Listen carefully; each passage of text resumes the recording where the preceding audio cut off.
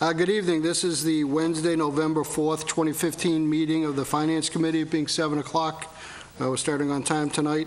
Our agenda includes the fiscal 2017 budget kickoff meeting. We've got all our department heads here, or most of them anyways, and thanks for everyone for coming. We're going to vote on some transfer requests after the presentation. There'll be an update on the Association of Town Finance Committees annual meeting.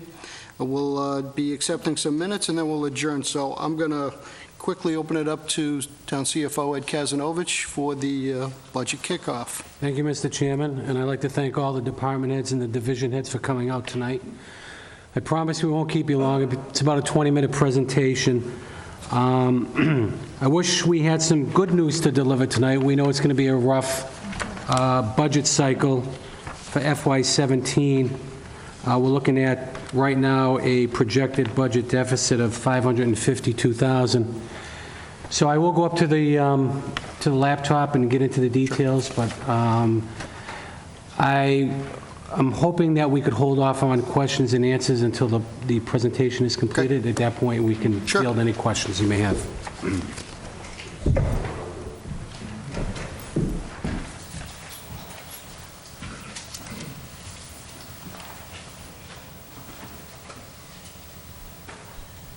Tonight we are presenting the FY17 budget.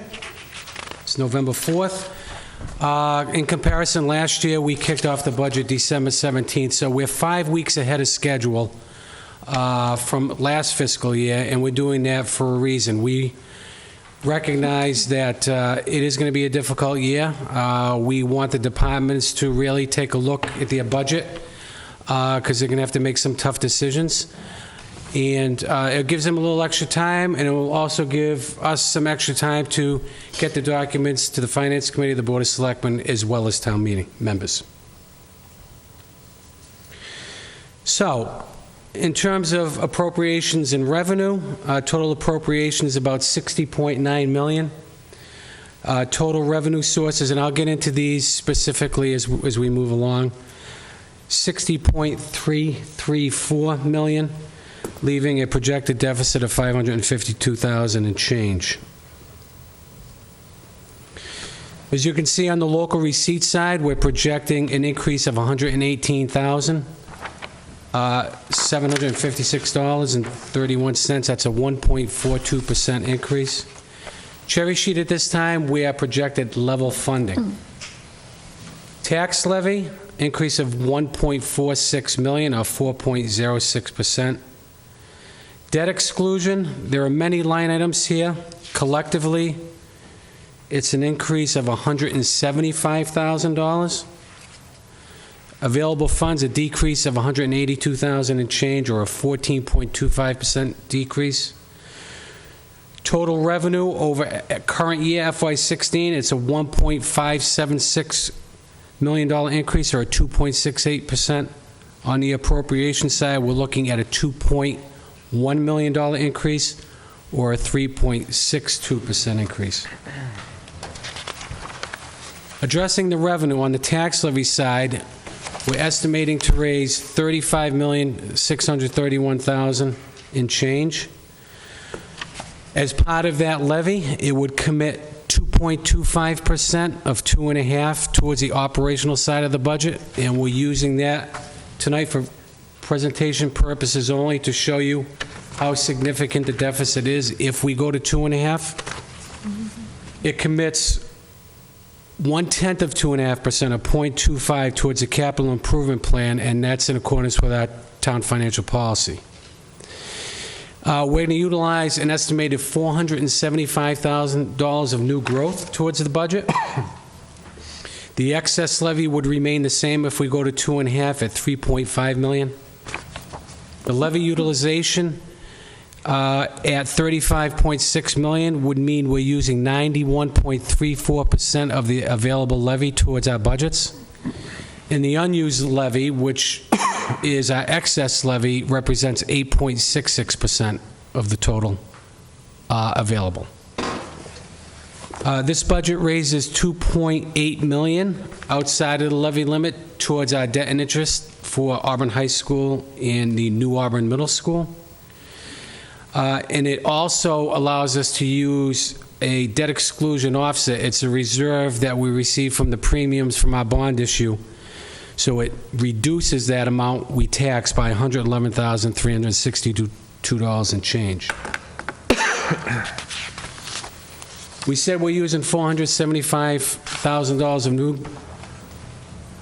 new growth. As you can see, the 5-year average is $636,000. We want to estimate on the conservative side. As you can see, in 15 we had 529. In 16 we had 864 for the year that we're in. Recently certified, $412,000 of that is a result of a value increase in our personal property, about $12 million. And I'm looking to see if Cindy is here. That is really a one-time bump. We don't expect to see that next year, so that's why we're bringing the new growth down to a more reasonable level. Here are the components of the tax levy. Once again, we start with our base from FY16 of $39,586,671.33. If you take 2.5% of that, we're allowed to tax within Prop 2.5, add to that $989,666.78. As you can see, our new growth is estimated at $475. That would give us a total levy limit of $41,051,388.11. If we tax the 2.5, that means the taxable levy amount would be $37 million, and this includes the debt exclusion as well. $497,509.23. Another revenue source, our Cherry Sheet State Aid. Our current FY16 is $10,457,302. We're projecting level funding at this time. Have not heard anything coming out of the state, other than the fact that it seems that revenue projections are down slightly. I think that's due to a receipts that are under in the area of capital gains. It bears watching because it's definitely have an impact if revenue's down on next year's Cherry Sheet receipts. On the available funds, for the most part, the available funds are level funded, with the exception of a reduction in sewer retained earnings to fund Article 3. That would be our capital article. $120,000 is being funded in sewer equipment, funded through the Sewer Enterprise Fund retained earnings. This year it's $150,000, so that's a reduction of $30,000. We're going to see a reduction in the Packagug lease payments we currently receive. Will no longer receive because we're taking over the golf course. Those revenues will go directly into the Packagug Enterprise Fund. And a slight reduction in overflow trash bag. The receipts are down over last year. Slight reduction by 8, so we have to make that adjustment. Total available funds, $1,098,018.71. Here are a listing of the available funds. They are part of your packet. On the local receipt side, we're estimating now a total revenue of $8,482,432.92. The major changes in these items are a decrease in our investment income. We don't expect to receive any premiums on any borrowings for the upcoming year. Therefore, that's not a credit to the investment income account. And the local receipts now accounts for, it's on a separate schedule, but we show it under the local receipts component of what we prepare for you. You're going to see an estimated receipt for Packagug Golf Course for $300,000. This year was $121 because we're capturing roughly 3 months out of 6 months, even though we're taking it over January 1. It's only 3 months of revenue, basically April, May, and June, maybe part of March. All other local receipts are basically level funded. As a result of all of those, we're projecting revenue to be $60,334,135.27. That's up 2.68% over current fiscal year, representing an increase of $1,576,308.56. On the expense side, the budget projections reflect an index for all wages of $605,994. I can tell you that's a 2% increase, and we're using that, and I want to emphasize this, we're only using that for presentation purposes only. In no way is that indicative of what we may negotiate at the table. That tends to be the trend. That is what we're using at this point in time. As you know, the budget can't support a 2% increase based upon what we're presenting tonight. This budget meets the solid waste contractual increases for both collection and disposal. It increases group health by 4%. This is somewhat of a concern to us. We met with our advisors, our group benefit strategies last week, who indicated that the trends they're seeing for the upcoming year are in the range of 7 to 9%. So every 1% increase over 4% is going to represent approximately $60,000 addition to the budget. It could be a swing of $250,000 if it comes in at 8 to 9%. So I want to make that known tonight. The budget increases our retirement assessment based upon a 3-year history of 12.56%. This budget does not meet the minimum required contribution set by the Mass Library Commissioners. It would mean an additional $7,877 to the operational side of the budget.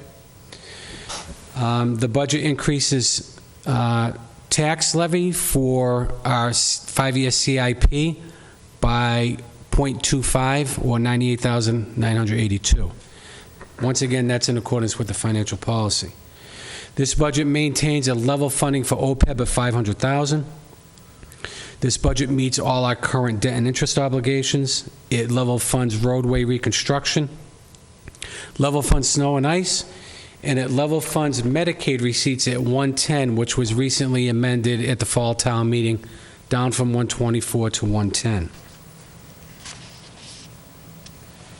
This budget also level funds all cherry sheet charges, assessments, and offsets to 16 levels.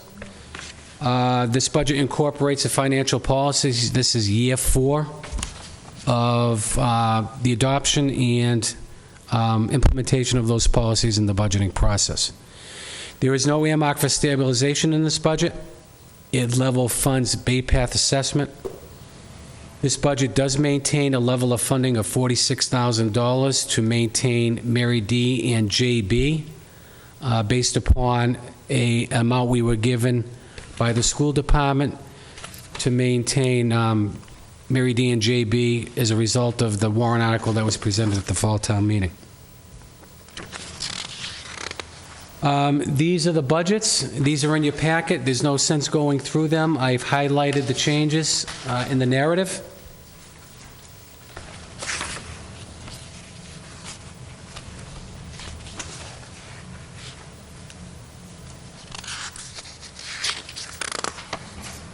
As you can see, bottom line, total appropriations $60,886,921.83. If you take, on the expense side, if you take your total expenses, it's up 3.62% over current fiscal year. That's an increase of $2,129,095.12, resulting revenues over expenditures, resulting in a projected deficit of $552,786.56. Some budget guidelines that we would like to convey to everyone here tonight. Given the fact that we're looking at a deficit, these items become very tempting, and we're just warning that this is not the route to take. We don't want to see inflated revenue estimates that we cannot support. Underestimate expenditures. If you underestimate expenditures to come into a certain bottom line, it may require a transfer during the year, and it may be a drain on the reserves we have set aside for extraordinary and unforeseen expenses. We cannot raid the reserves or the enterprise fund retained earnings. We must repay our interfund transfers. Those are our available funds. We cannot overstate those. We cannot defer any cost to the future. That in itself would be detrimental to future year budgets. We're not asking that we defer any equipment purchases. We recognize that the departments and people working in those departments need that equipment to get their jobs done. Cutting capital expenditures is short-sighted, and it results to an expense that is basically deferred. What you delay today, you're only going to have to pick up tomorrow. We believe training is an important part of your budget. We are very customer service oriented. All departments, we're dealing with the public day in and day out. 80% of our budgets, 60 to 80% are salary driven. And poorly trained employees ultimately cost the town money. We cannot, and I really want to emphasize this, exhaust our reserves. It's easy to go to the reserves in difficult times. Our reserves are what gave us financial stability. It's given us a good bond rating. We cannot jeopardize that this coming year or the year or future years. We ask that departments identify their core services and facilities that are most important to the operation of your department. You got to begin to ask yourself, what can we afford? It becomes a big part of your budgeting process. When formulating your budget, we're asking that you don't program anything new that is not sustainable. We got to be able to sustain it through an identified revenue source or through some changes in the operational side of the budget. Don't purchase any equipment or build a facility that can't be maintained. Maintenance has become a critical part of the operational side of the budget. We have a facilities maintenance department that we're very proud of. We're proud of the work they've done. We got to be able to maintain the assets that we have.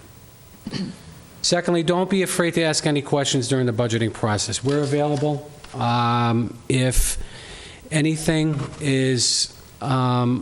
becomes a problem or you need some advice or guidance, feel free to call us at any time during the process. As we stated in the beginning, we started this process 5 weeks earlier than we did last year. And I stated the reasons why. We're asking that you adhere to the budget timeline. It's a little different this year in your book. We're asking that the budgets be submitted to the latter part of December. Give us a 2-week jump on the process. We ask that you complete all the forms in the budget packet if required. I want to emphasize that the payroll needs to reflect a 52.2-week annualized weekly payroll. And we're asking, cognizant of the fact of the deficit, we still want to see a true needs budget. We want to know what your needs are. I think that has been communicated by this Finance Committee. But please keep in mind that we have to live within the parameters of what we have as well.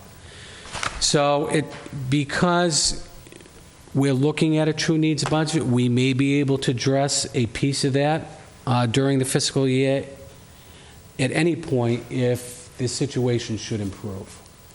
So we do put together a list of priorities for those the needs that we're not able to meet, based upon the revenue sources that we currently have. And, things can change pretty quickly, so we got to be prepared to act if, in fact, things do change. Mr. Chairman, members of the Finance Committee, that concludes my presentation. I'd be happy to answer any questions that you may have at this time. Great, thanks, Eddie, appreciate that. I'll open it up to the board and actually any department head that has a question or a comment. We're usually kind of quiet out there, which I'm a little surprised at, but if there are any questions, now's a good time to start anyways. Anything from the audience? Chief Coleman, awfully quiet. It's not like you. All right, any questions from the board here? No? Mr. Chairman, one other comment that I failed to make. If we held the levy at 2%, the projected deficit would be $200,000 higher than what it is right now. So if we held the line at 2, we'd be looking at $750,000 deficit. So we're hoping that things may improve. I'm trying to be an optimist. I don't see that level of deficit shrinking by, by either some additional state aid. I just don't see that type of growth. So this is a real number. This is something that's going to be difficult to address. So I just wanted to make that comment, just to let you know that even at 2.5, we're looking at $550,000 deficit. Kim? You have, for presentation purposes, a 2% salary increase in a separate line. Where are you in contracts? Do you have, is next year a year where all your contracts are up for renegotiation so that? All of our contracts expire. Were there 11 of them on the town side? Yeah, we're down to 10 now. 10, because one consolidated. 10 bargaining groups, all contracts expire 6/30 of 16. Okay, so So it's going to impact 17. right. July 1 of 16, which is 17, is the start of the new contract.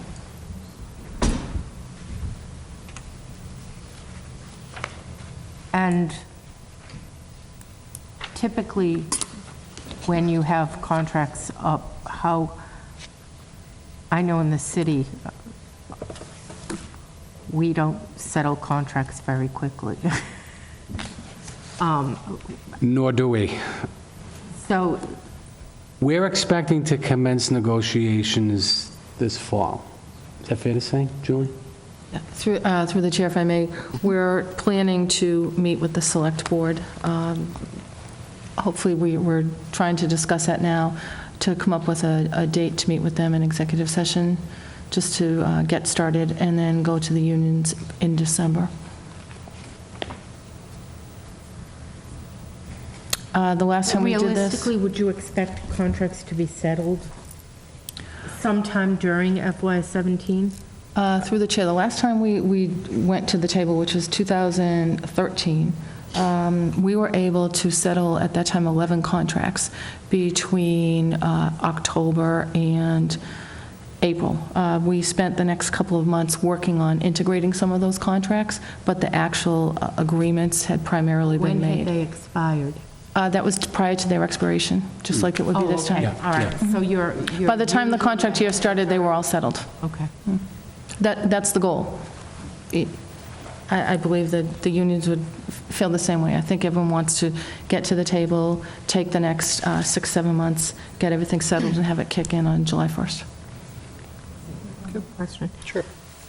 Eddie, if you, in the expense portion of this, you have debt listed in 3 different numbers. The debt that's listed by itself, 2.9 million, Is that a culmination of the other two?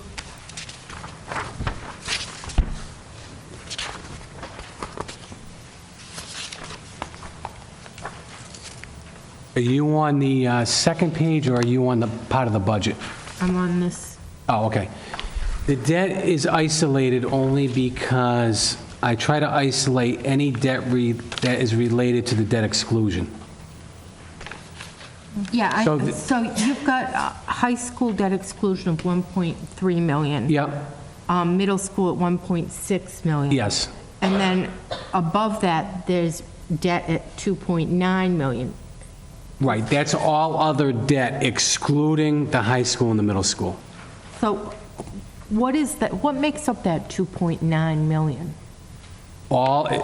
South Hold Road makes up a piece of that. And all the other debt through capital borrowings that we have.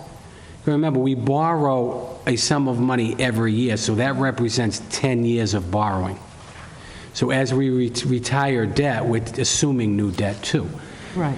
So we're hoping to, when we retire debt, we pick up debt at a lower value.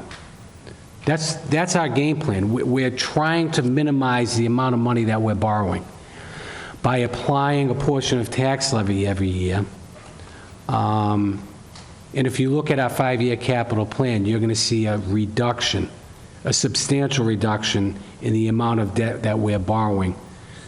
So right now, we've got about $6 million in debt. Between debt and interest, if you add all of those up, that represents the debt and interest, correct?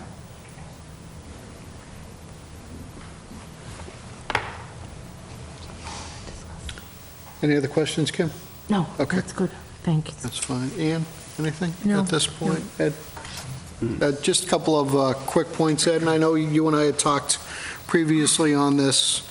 Of the Bay Path number, 214,000 plus or minus is relating to their renovation expansion. I tried reaching out to you late today. Is that number now stabilized? Are they done, or is that number still moving around more than rounding? I think there's a small piece that they currently short-term borrow until the completion of a final audit. Okay. At that point, they will permanently bond, and we would have to pick up our share of that. So it may go up a little bit. I think the amount of money that they're short-term borrowing is, in the scheme of the entire project, is small. I think when they originally came to us, they estimated on interest rates that our share would be somewhere between 225 Right. and 250. Currently at 214, it's pretty close, so Right. it may increase by a few $1,000s. I also want to add,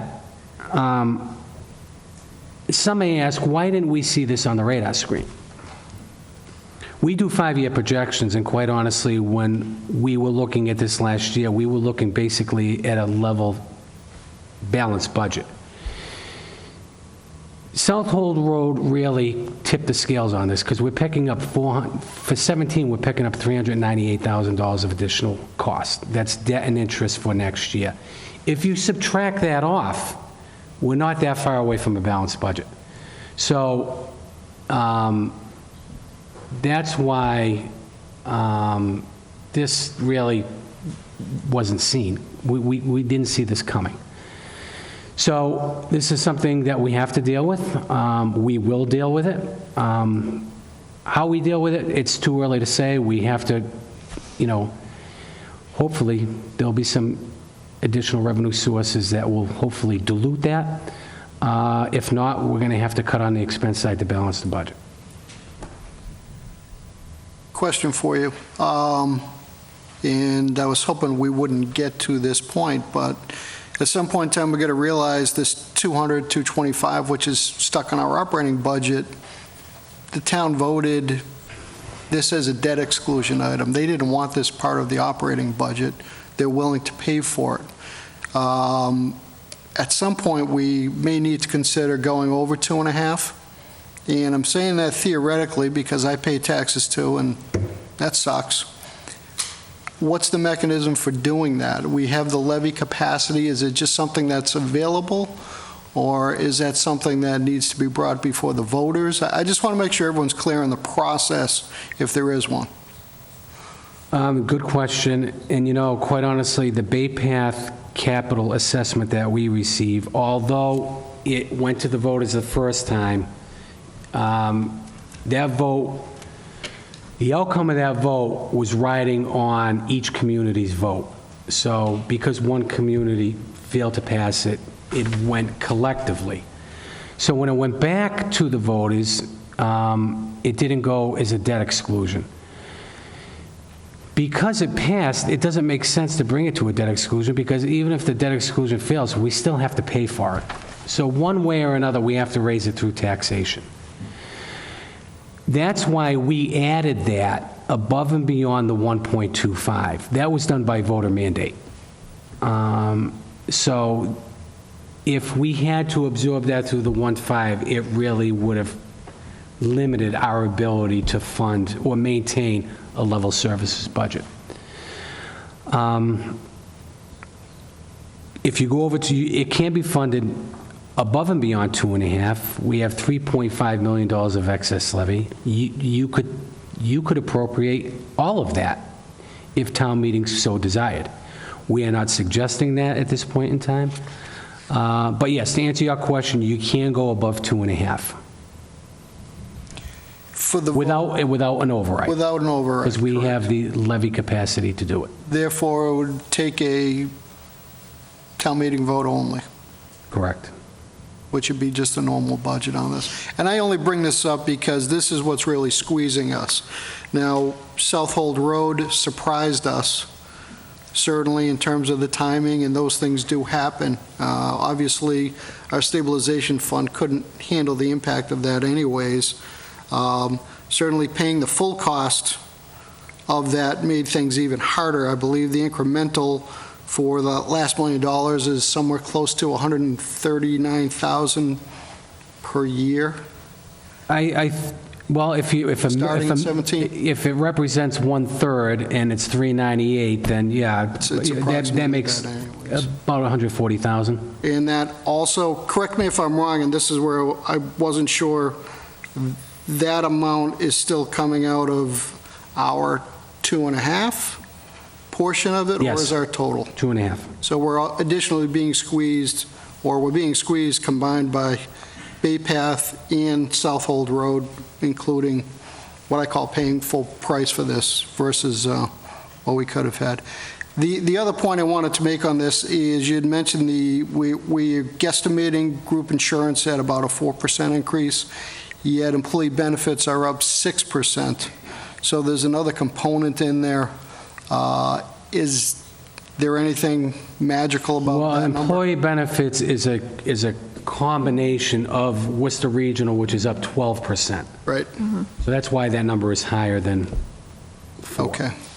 So if you take Medicare, which is indexed by 1.45% of any additional wages, plus new individuals that you hire, a lot of individuals who are pre-1986 employees are not subject to Medicare. As they retire and we take new people on, now we're obligated to the additional 145, as well as those additional wages that may go to each employee as a result of cost of living adjustments.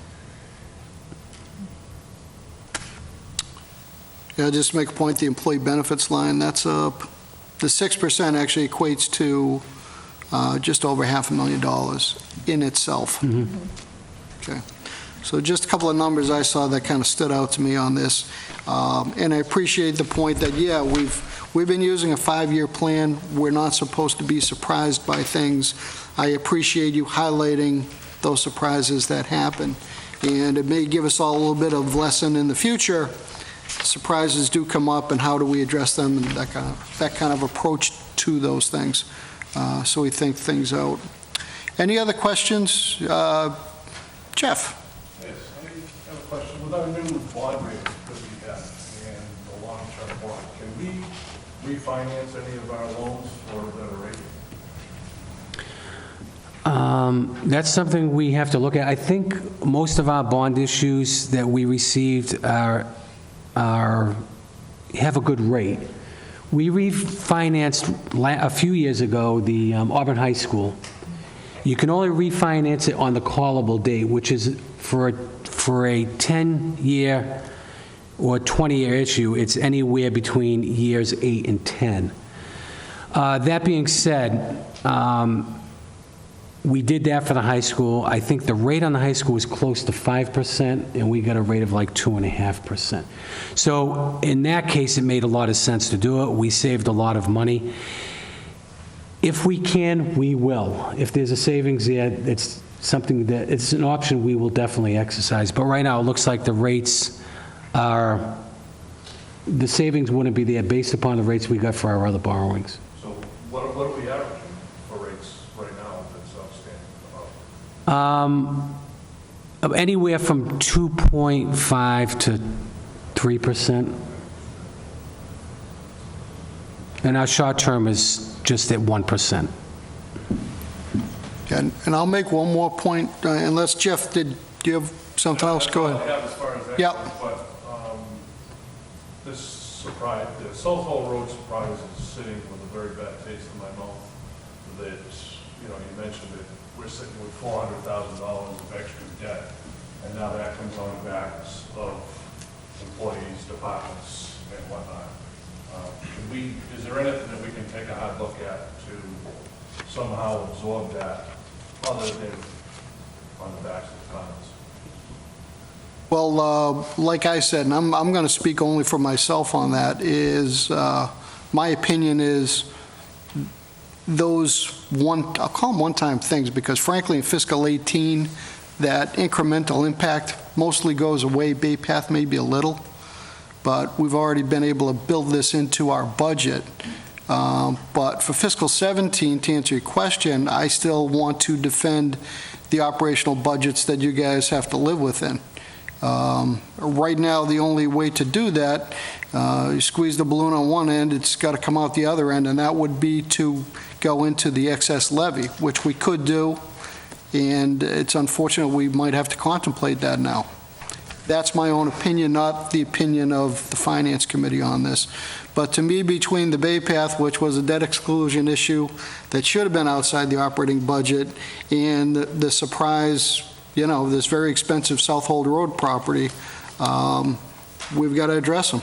So you will see us making sure that the budgets are as lean as mean they can be, but we're not going to cut to the bone on this. I won't let that happen. So the South Hall Road land has to, it was voted to stay open space? I mean, we can't do anything with it, correct?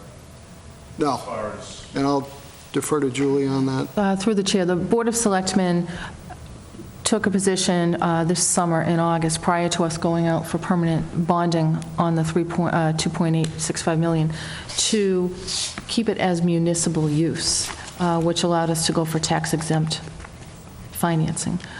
The decision, the final decision as to what that municipal use is, has not been made yet.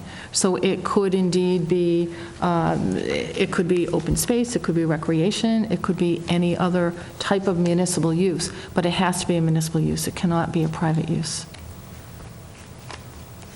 Did that answer your question, Jeff? so that could be municipal use, we could get revenue as long as it's through a municipal use, like field rentals or something to that.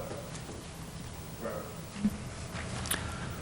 Through the chair, and the... You have to construct the field. Yeah, the Board of Selectmen and the Open Space Committee are still discussing what the ultimate use of that property would be. They hadn't made any long-term decisions, other than we needed a decision that over the next 10 years, during the course of the borrowing, we have to ensure that we're using it for tax-exempt use.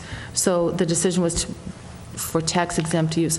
A lot of great ideas came out of the Open Space Committee that the Board of Selectmen are entertaining. So there are a lot of options open to them, but no permanent decisions have been made. And no real obvious revenue sources from that. In fact, where that land is as isolated as it is, it would be, short of a municipally sponsored safari, which I don't think is politically correct and something I oppose, it's just a hunk of beautiful land out there for people to, you know, kind of get down to see on it. Billy, you're right. Did you have Kim? Doesn't the town meeting determine what the use of that property is? The a... town meeting chose to sell a piece of it, couldn't they in fact do that? Through the chair, the town meeting, in order to sell land, town meeting would have to authorize the sale of that land. The Board of Selectmen have to vote to actually transfer the deed for that land. But as far as what the use of that land is, I believe under the town charter, that falls under town administration. This was a little different situation because it's 61A land, and under Mass General Law, Chapter 61A, the Board of Selectmen makes the decision as to whether to purchase the land or not. So therefore, it falls in with the fact that they, under the law, the Board of Selectmen actually make the decision as to whether to purchase. It went to town meeting because town meeting had to give the authorization for the appropriation for the money to purchase. So unless town meeting voted to authorize the funds, the Board of Selectmen would not have been able to vote to purchase the land. So in this particular case, again, back to the 61A, the recommendation appropriately would probably be with the Board of Selectmen because it was their decision under the law as to whether they wanted to purchase the land. Kim? How much is in FY17 is South Hole Road and Bay Path debt? Southold Road is 398,000 in change, 398,700. For 400,000. Bay Path, the assessment that we're paying in current year for the debt and interest is 214,000 and change. What that will be for 17, I don't know yet, but I use that as a level funding as part of the Bay Path assessment. Okay, so that is basically the deficit Yes. that we're facing, is that amount of money.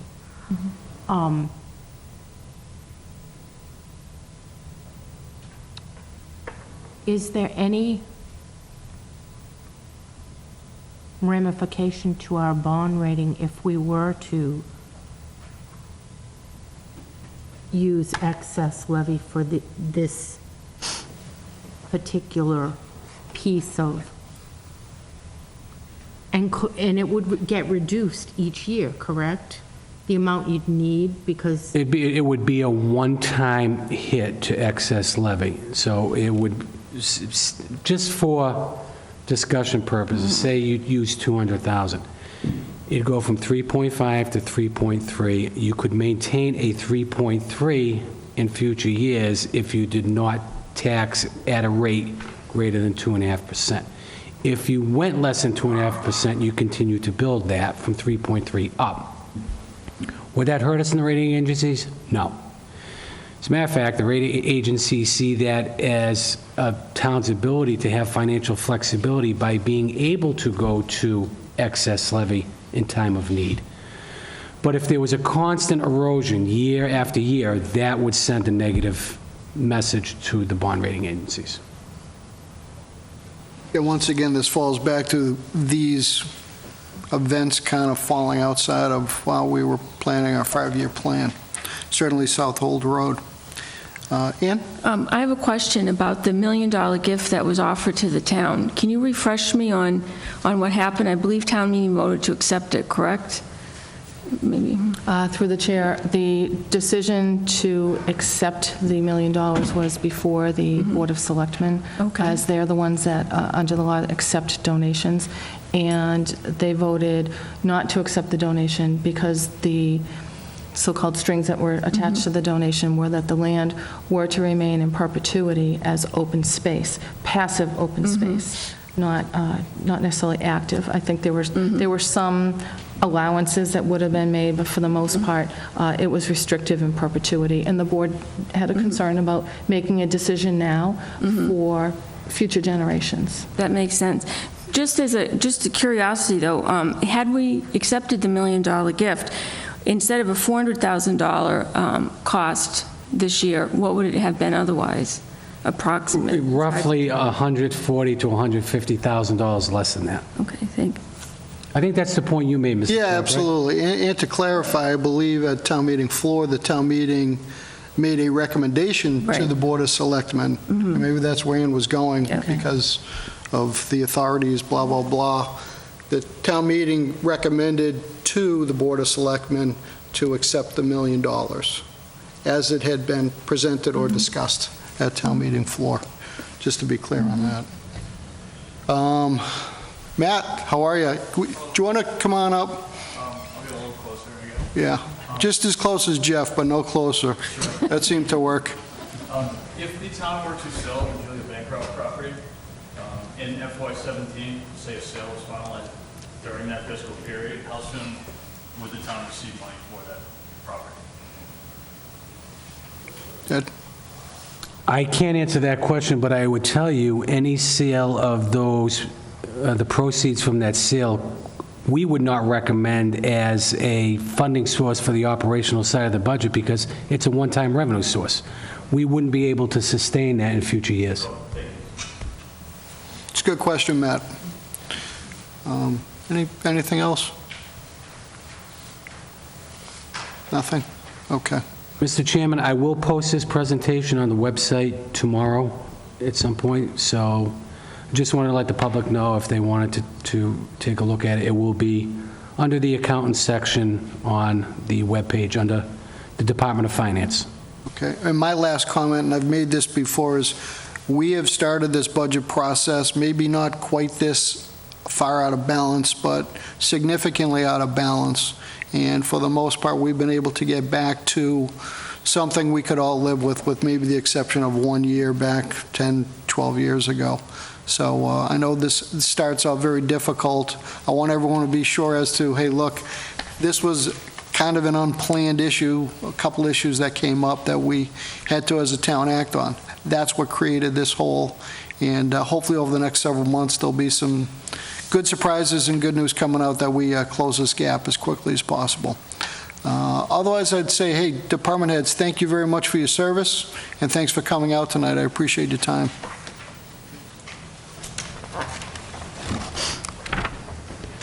You can dismiss me. Yeah, okay. Kevin, you want to take a recess? Yeah. Can we take a 5-minute recess, just to let people clear out? Have a motion for that? So moved. Have a second? All in favor? So voted. Thanks. 5-minute recess. We're reconvening now, it being just before, about 5 minutes, 8 o'clock. The rest of our agenda, we've got some transfers, an update on the Association of Town Finance Committee's annual meeting, acceptances of minutes, and then we'll adjourn. I'd like to ask Fire Chief Coleman to come up first. Chief, there's a series of transfers that you're requesting here, and I thought a logical way would be for you to explain what you're trying to do in general terms, and then we'll get to the actual numbers of the transfers. Sure, that's fine, Mr. Chair. Thank you. Good evening to the rest of the committee. The first transfer that's before you is a transfer for $3,000 from the training account into a new account that the CFO established called Professional Development. This is money that has been used over the last several fiscal years for continuing education and professional development for officers, but it's been sitting in the training account, and we had some conversations with the CFO, and that is a payroll account, and we determined that it shouldn't be coming out of a payroll account. A better description of it would be to establish this new account. So the request is for the balance of what I normally spend on an annual basis into that new account. All right, so if you can just hold it there, we'll take care of that transfer, and then we'll talk about the rest of the transfers. So we have a request of $3,000 from the training account within the fire department to professional development, and this is professional development for the department command staff, as the chief explained. Any questions? Do you have a motion? Motion? Second. All in favor? Aye. Aye. Opposed? So voted. Okay, thank you. Chief, if you can continue with the rest of the transfers. Sure, Mr. Chairman. The next one is a request from the fire suppression account in the amount of $33,193 into the firefighter salary account, and this represents half-year salary for a firefighter-paramedic position. As the Finance Committee is well aware, the last several years in my operating budget, I've submitted 4 new positions. And unfortunately, for obvious reasons, completely understand those have not been able to come to fruition to this point. I have explained the need in the past in terms of where those positions are going and the need. And working with the town manager and the CFO, we've established and talked about, and even the Finance Committee has asked it in the past on, what would a phased-in approach do if we could get a person every year or every other year. So currently, right now, within the department, as you are aware, there are part-time shifts that are scheduled. Right now, I only have enough staff to fill half of those part-time shifts. Even last fiscal year, half of those shifts were vacant. So in conversations with the manager and the CFO, myself and the assistant chief, we felt that in order to better utilize this money, we would take the money that was available for half of those, the part-time shifts that are vacant, and swing those over into a career position that would be able to fill the need on that Group 4, that Tuesday, Thursday side that I've talked about before, which are usually the leading days for the overtime and the forced coverage for paramedic. So again, certainly it's not the long-term fix, but it's a short-term solution to solve an immediate problem within the department. And then the next line for the $800 from suppression into clothing would just be to cover the contractual clothing allowance for that new employee. Okay, thanks, Chief, and we'll take that last transfer discussion separately. Any questions on transfers numbers 2 and 3? Motion to recommend? I have a question. Kim?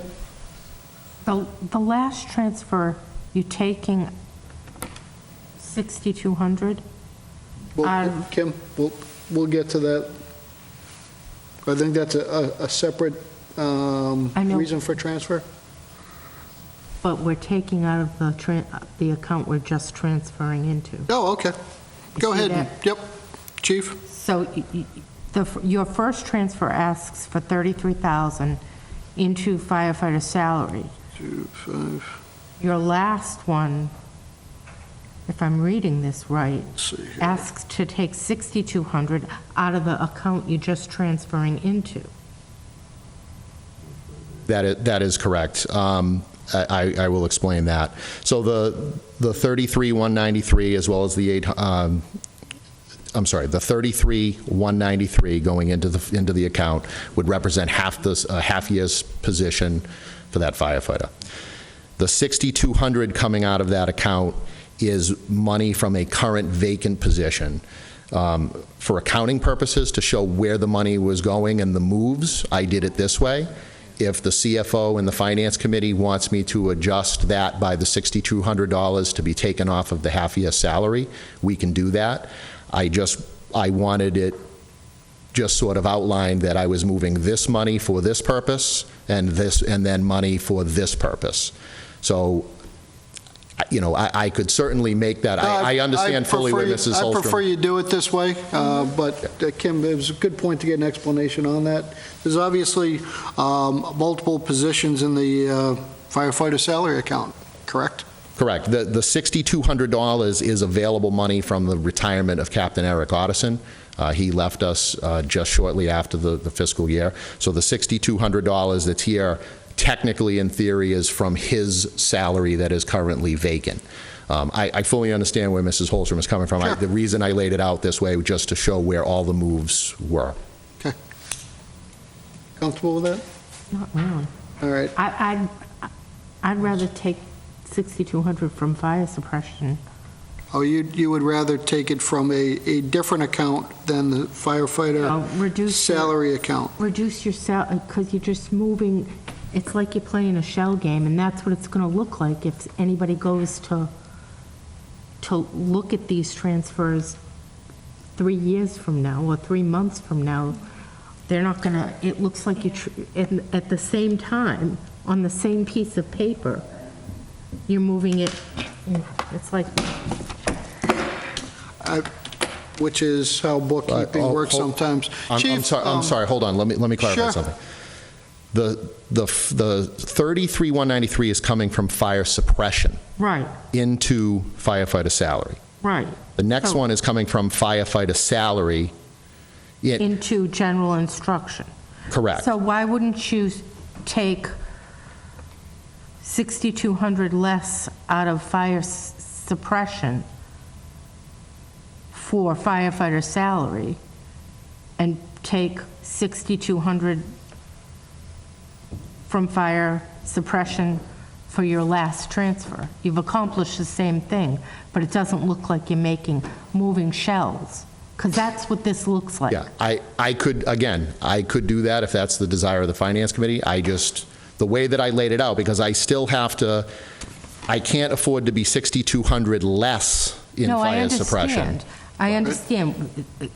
I believe what Kim is suggesting is the transfer to the firefighter salary account be 33,193 minus 6,200 for transfer number 2, and then instead of under transfer number 4 from the firefighter salary account, It would you be take firefighter suppression. right, firefighter suppression 6,200. It's your accounts to manage ultimately on this. We're I getting don't to have the any, same. I don't have any issue with that, and that's certainly not the intent. I did this in an effort to show where the money was going with all of the moves, so I don't have a problem with that if that's what the Finance Committee would like. I smell the town CFO getting his accounting work in here. What's going on with that, Ed? I'm just getting out the calculator now. So, and I see where Kim is going. So if item number 2 is reduced by 6,200, Yep. 33,193 minus 62, 26,993. And line on number 4 now is coming out of fire suppression. Yes. Right. Accomplishing the same thing, Yes. Chief. Yep. I mean, it's going. No, I understand it. I don't have any issue with it. I just think it looks cleaner. Yep. No, my banking world, I see a lot more dirty than this, but that's a different story for a different day. There's a motion on the old numbers. Do you need to redo? Yes, there is. I think we'll need to withdraw. Chief, actually, are you okay with doing it that way? I am, Just absolutely. So we're all, Yep. all right, that's fine. So I withdraw the motion. Okay. Let me read the motions then. In fact, we will do these one at a time, just so we're clear on this. So this is going to be a revised motion number 2 from fire suppression. We're going to take $26,993 to the firefighter salary account for a half-year salary for a firefighter paramedic position. Motion to recommend. Second. All in favor? Aye. Opposed? So voted. Thanks. Let's see, the third transfer from fire suppression, $800, to be transferred to the clothing account, clothing allowance for a firefighter paramedic position. Motion to recommend.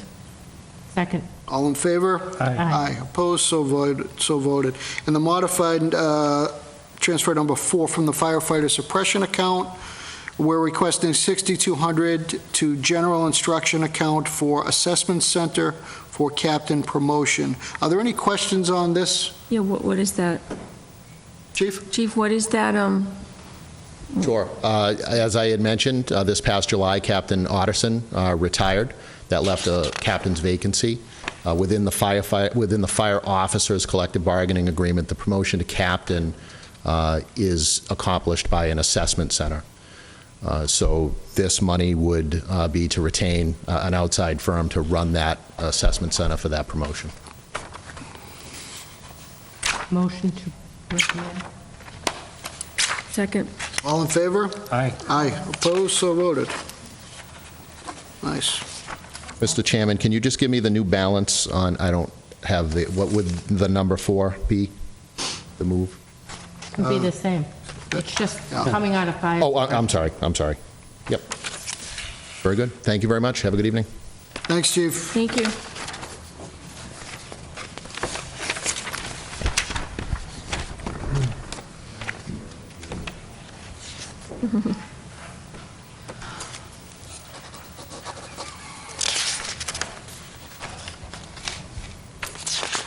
I don't know, I still think somehow Ed was behind all this bookkeeping stuff here. Thanks, Ed. All right. Our next transfer, this is under library. Ed, is this worth a discussion on these two transfers? They're all related. Related? So So if you I'd wanna be give us happy to an offer an overview. explanation. Library Director Jean Collins apologizes she can't be here tonight. She had a board meeting of her own. So she would have been here to answer any questions you may have, so hopefully my explanation will hopefully satisfy the members. In preparing her year-end report to Mass Library Board of Commissioners, it was brought to her attention that the town's annual contribution was shy by roughly $9,000. The number we received during the budgeting process from her predecessor was identified in the budget, your budget booklet, is $576,766. Based upon a revised report submitted, there were some errors on the report. The annual contribution should have been $585. So in order to qualify, in order for the town to receive library state aid, which is about $26,000, it has to meet the minimum contribution. That's at risk. As part of recognition of the 576, we set aside $2,154 in the salary and wage reserve account, which represented 2% of the bylaw employees that we knew we were going to transfer in. That's one of the transfers. Outside of that, we're not relying on the reserve account to fund that additional balance because we're picking up a portion of their utility cost on the town side. Even though we're showing that as an indirect cost, it doesn't count towards their minimum contribution. So what we're doing is we're transferring a portion of the gas cost on an annual basis. We're meeting that need and meeting a portion of their electrical cost, which is identified in 4,100 for water, sewer, and heating, and 2,864 in electricity. That doesn't meet 100% of the electricity costs. The rest of that is in general services. We could put that in the library budget to properly reflect 100%. But by doing that, we would have to pay more of a minimum contribution because it goes by the previous 3 years' amount expended, average it out, multiply it by 2.5%. So if we loaded it up, we'd have to put more money in. So ultimately, every year that increases, we'd like to bump up the utility cost until they absorb 100% of that. But until such time, we can't do that because we're going to have to come up with more money. There is another transfer, which she brought another item to our attention. Their library materials account in their budget has to meet a percentage of their annual operating budget. It's 15%. They're currently at 12. So we're moving money within their budget to bring that in line. It's coming out of some salary line items that are available because there are vacancies within the department, to get that up to a percentage that's not going to jeopardize our state aid as well. So that's what these transfers represent. I don't see those. I don't see that transfer, Ed. Those transfers, $17,500. Yeah. It says it's going. Oh, no, I'm sorry.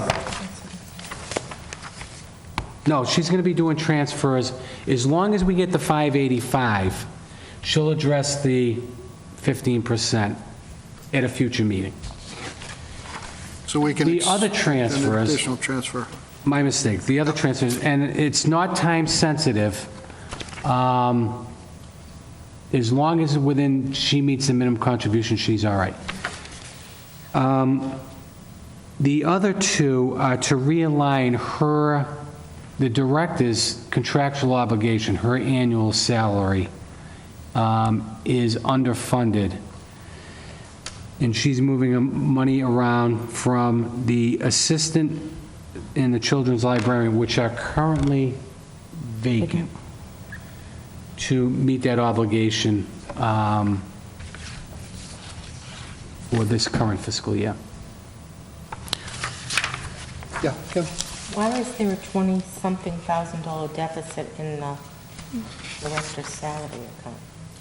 Through the chair, there are a couple different things. We hired a new director this year, and she came on as an interim director, and then permanently became the director in August, No, end of September, August or September, I'm sorry. So she had been interim. We are restructuring the library. As you know, we've had several turnovers at the library. We've lost 3 library directors. We've lost 3 or 4 assistant library directors and 3 children's librarians. So the structure as it stands now does not work.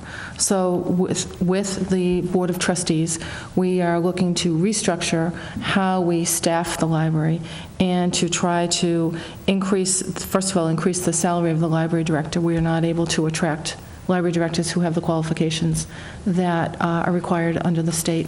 And likewise, we weren't able to do so even for the children's librarian. So what we've done is, for now, we have eliminated, or I shouldn't say eliminate, we are not filling the assistant library director's position, and we have no intent of doing that for this fiscal year or next fiscal year.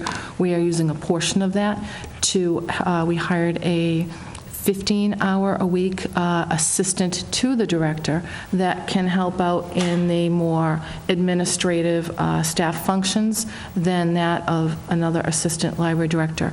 Until we get the library structure in place and we get it secure and we try to clean up some of the issues with the state report from the prior director, we don't feel that we should be going out for the additional position of an assistant director, nor should we have gone out for a children's library person immediately. We are advertising for the children's library director. As a matter of fact, as we speak, this issue is before the Board of Trustees right now. Their meeting is tonight. So they're down there looking at the structure for the children's librarian, which we would bring on January 1st. We did do a salary study of these positions, and we were woefully behind in what we had been paying, and that's part of the reason we're not able to attract who we've been able to attract. But I think with the restructuring of the positions, and then even within the existing positions, we're moving responsibilities around, redoing some of the job descriptions, and doing some different cross-training amongst those staff, so we are able to fill some of the gaps that previously hadn't been filled. So this is a 3-year plan. And at the end of 3 years, we hope that the library has again, a different organizational structure, and that it is more sustainable. We've been following a model that might have worked 40 years ago, and it might have worked 30 years ago, and it might have worked 20 years ago. It has not worked in the last 7 to 8 years. So is there an expectation then that, I know we're only tapping the salary reserve account for 2154. We're going to be going back to that sometime this year? No. Salary will not necessarily increase in fiscal 16 in the library. True. We did enter into a contract with the library director, and it is a 3-year contract, and the salary actually, interesting, goes down because the first year to year and a half, she's assumed 3 positions. Right. Children's librarian for 6 months, assistant library director, and there are several vacancies right now, and all of that falls on the director to fill those positions. In FY17? Not in 16. Correct, it would be, Okay. right, so in That was my- FY17 be a little less, and then in 18, it would be less, because in 18, we anticipate to bring maybe an assistant director back on, or most likely a different form that we've had before. We've got to do something different. Any other questions on this? Any questions on, we've got 3 pages of transfers, so does that kind of cover what we're trying to accomplish here? Good, then we'll take them in this order. The salary reserve transfer, This is amount requested $2,154 for director's salary to transfer amount set aside in salary reserve to meet MLBC required contribution. Have a motion? Motion to recommend? Second. All in favor? Aye. Aye. Opposed? So voted, thank you. Next transfer, this would be, both of these transfers, this is under the library going to director's salary account. I'll accept a motion to take these two as one. So moved? Excuse me. Second. Bless you. All in favor? Aye. Opposed? So voted. Okay. First transfer is from the Children's Librarian account. Amount requested $17,500. The second motion is from the Assistant Salary account. Amount requested $3,800, both to the Director's Salary account to cover annual salary in accordance with employment contract. Motion to recommend? Second. All in favor? Aye. Opposed? So voted. Thank you. And our last set of transfers, we'll have to take these separately. This is under General Services. We're transferring from the Water Sewer Heating account, $4,100 to the Heating account. And this is a transfer to cover annual estimated heating costs. Motion to recommend? Second. All in favor? Aye. Opposed? So voted. Our last transfer, this is from the Electricity account under General Services. Amount requested $2,864 to the Electricity account to cover a portion of library electrical cost. Motion to recommend? Second. All in favor? Aye. Opposed? So voted. Thank you. Eddie, that first transfer going to the heating account, should that description, reason for transfer include something that says library on it?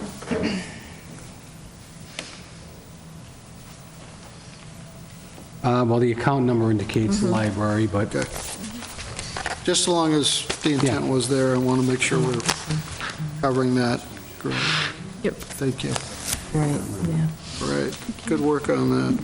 Okay, our next item on the agenda is an update on the Association of Town Finance Committees annual meeting that Mallory went to.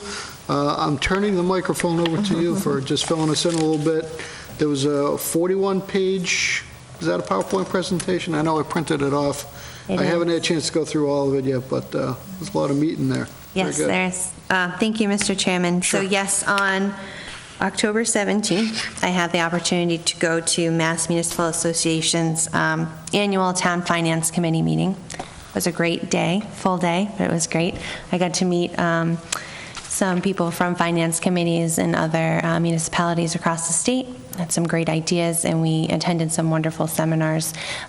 First I went to in the morning was a guide to best practices in municipal budgeting. There we just went over, promotion of best practices within your own association, focusing on transparency and accountability, and opened my eyes to something called the Government Finance Officers Association Distinguished Budget Award. And I think it would be a great thing for us to look into. Ed and Julie have done a great job. I know we work hard together. So this is an award, it's a national award where you send out your budget, your financial policy, your bond rating, and 3 people across the country look at everything that your town is doing for your finance department. So the idea is not to just get the award once and walk away with it, but to work towards continuous improvement and get that award every year. So something to look into. Then in the afternoon, I went to a municipal energy savings seminar. And as a follow-up to that, I met with our town energy manager, Eric Lesperance. So in 2012, Auburn actually became designated as a green community, and it's a wonderful designation to have.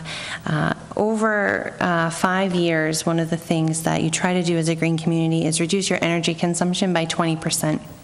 So annually, Eric crunches the numbers to see where we are with our energy savings, and those numbers aren't out yet. But one of the things I would like to focus on for fiscal year 17 is really challenging departments to look at their energy consumption in our municipal buildings and our schools, DPW, Town Hall, look like that. I think they're good places to start, see what we can convert over to use better electricity, not just for the environment, obviously, but also from a financial perspective, and try to realize a bit more savings to the town. So Eric works closely with the Energy Committee, which was recently renamed from the Wind Turbine and Alternative Energy Committee that some people might be used to hearing. And that's actually the group that got us the municipal aggregation that will be going into effect soon. So they're working really hard and doing great things for the town, and I would like our committee to support the work that they're doing as well. So I'm sure more to come through the budgeting season, and once we get the numbers on where we stand with energy reduction. Yeah, absolutely. I know we had a couple of emails going back and forth. I believe your intent, Julie, would maybe to have Eric come before us sometime. I was sort of targeting January only because we're not quite into the budget, season heavy on that, just at least to give an update on it, and then maybe we can kind of see where we go from there based on what results. He's going to submit something next month to the state. That's an annual report. Through the chair, that's correct. We submit, as part of the green community designation, we were eligible to apply for competitive grants, and we received 2 competitive green community grants. I think the first was $165,000, and this one's approximately $140,000. So both of those went toward implementing energy-saving initiatives. As a matter of fact, this building was just converted to gas. The conversion went through last week? 2 weeks ago?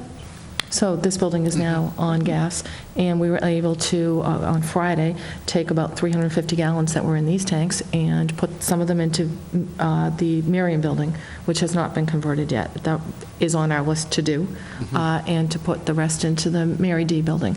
So we're able to save a lot, because you would have had to pay to dispose of the oil. The report that is due as a green community. So there are 2 reports due. One is due on the grant, and then the other one is due as a green community, and that's where we have to put in all the facts and figures on every single account in town, and what they look at the baseline that we established in 2012, and it's a mathematical formula. You put it in the computer, and it spits out where you are and everything. We have spoken to the state about the fact that some of our consumption is going to go up because we have a new middle school that uses more electricity than the 2 other schools previously, because it's larger than the 2 combined. Same thing when we take on Packagug, the golf course falls under us. So that will boost our numbers. So it's a bit of a challenge to go after that 20%, but we're continuing to do it. So I think for January, it would probably make sense, because that report would be done and into the state. At that point, we would probably be finalizing our current grant and getting ready to go in for the next round. We did do an energy audit 3 years ago and established goals, and we've been slowly picking off a lot of those goals. Over $300,000 worth of grants so far to do that. And we do have a conversation going internally as to how we can fund some of the things that were not grant funded but need to be done, including some controls, both at the police station and in the Miriam building, to control how the heat is regulated. So we would be happy to come in with all of that, because there are still a number of items that need to be funded, and it is an upfront cost, but at the end, there is a payback for it. The state tends to fund things that have nothing more than a 3 or 4 year payback, and some of the things that are left on our list have paybacks in excess of 5 years. So they're still good, but they weren't quite ready for that state funding. In the next round, we may be able to hit that. Okay, so maybe we'll get Eric in sometime January with a presentation, modest presentation, and then maybe see where we go from there, and if or what the Finance Committee can do to help push things along. That'd be great. Right. Thank you. Good. Anything else from the... That's it, thank you. Some good stuff in here, and like I said, I want to take a little bit of time to go over the report you provided to us, so that's great. Thanks for the update on that. And through the chair, Yes. the town administration would love to have the support of the Finance Committee, because we are trying to come up with some creative ways to get this done. So it is a great opportunity, and we look forward to working with you on that. I think there are some things that we can accomplish to continue that, and Mallory earlier had a couple great ideas, so thanks. Thank Keep 'em you. coming. That's Yeah. good, that's good.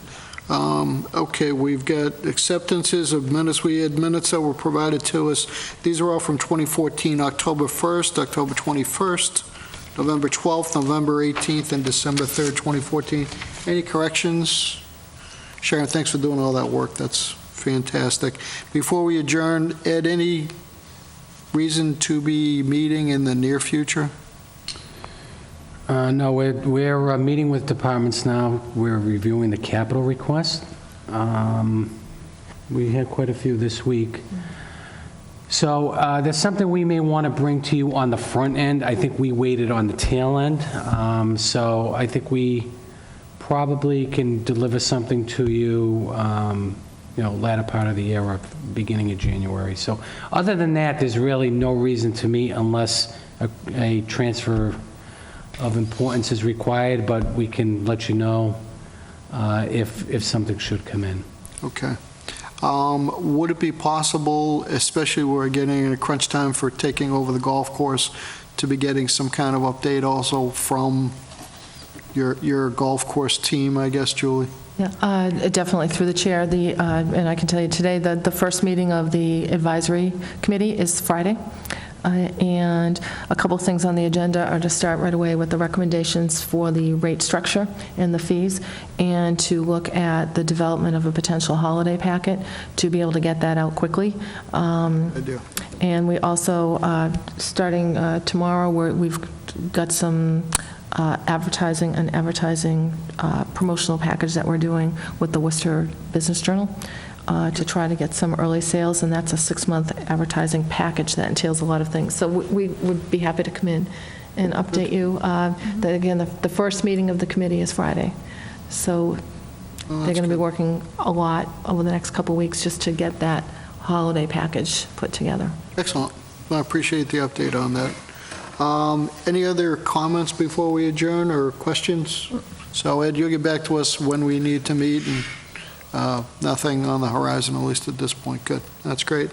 Unless there's anything else, I'll accept the motion to adjourn. Motion? Second. All in favor? Aye. Aye. So voted. Thank you.